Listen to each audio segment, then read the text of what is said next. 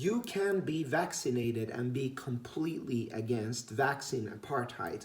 These two things can coexist in the same space at the same time. Myself, I'm partly vaccinated. I'm completely against vaccine apartheid, completely against taking away human beings' freedom to make their own choice, completely against these populist, actually, it's populism. It's pure populism. This move to divide the world in good and bad people, and somehow it's the unvaccinated ones. It's their fault. No, it's not their fault.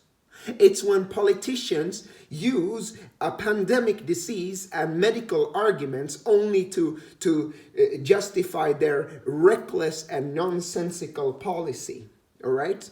So I want to go through, I'm just going to cook coffee while I rant, what populism is. So populism is the world where there are good people and bad people. So in a populist society, there are clear good and bad people. It's we. If we take Hitler, Deutschland über alles, it's we, the German people, we're the good ones. It's those, it's the Jews, it's their fault, right? Imperialism, the same thing, the white man, we are the good people, and it's those Africans, they are bad people, they are meant to serve us, okay? Wahhabism, the same thing with Wahhabism. We are the right Muslims. We have the true Islam. And it's those, the innovators, the kafir, the infidels. It's their fault. ISIS, Taliban, they are built on this. The good people and the evil people. And it's the evil people's fault. Right-wing extremism is the same thing. And we are the native ones. It's those foreigners who come to our country. It's their fault. This vaccine nonsense is the same thing. It's we, the vaccinated people. We're the good people. And it's those, the other ones, the unvaccinated. It's their fault. They are the ones who are spreading the disease. Not true, by the way. It's populism. Pure populism.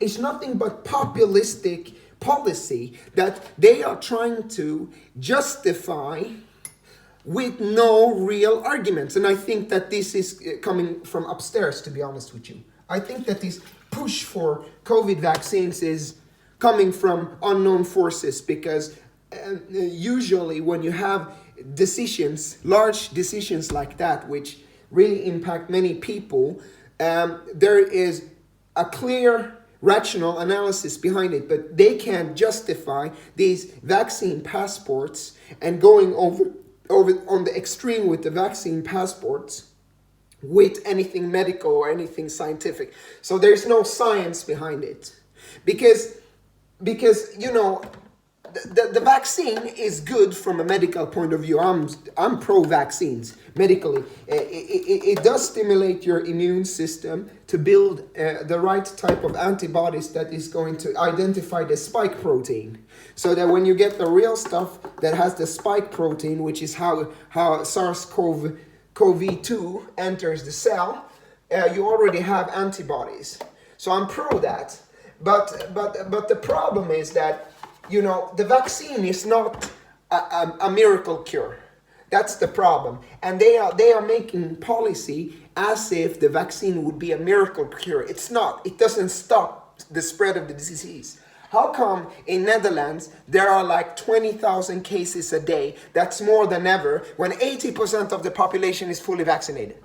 How can there be 20,000 new cases each day when 80% of the population is vaccinated? It should be very low, but it's not, because the vaccine doesn't stop you from transmitting the disease. So you can still transmit this disease, and you will, even if you are vaccinated. So that in itself it shows that the vaccine is not that effective in stopping the spread of the disease. It's effective in preventing serious disease. Like it reduces your chance of dying and going really, really, really sick. But with that said, there's not a clear scientific justification for vaccine passports. There just isn't. And that's politics, it's populism, it's based on turning this crisis into populistic, we are the good people and those are the bad ones and it's their fault. And that is a type of apartheid, and it's a type of populism. And I'm super much against that.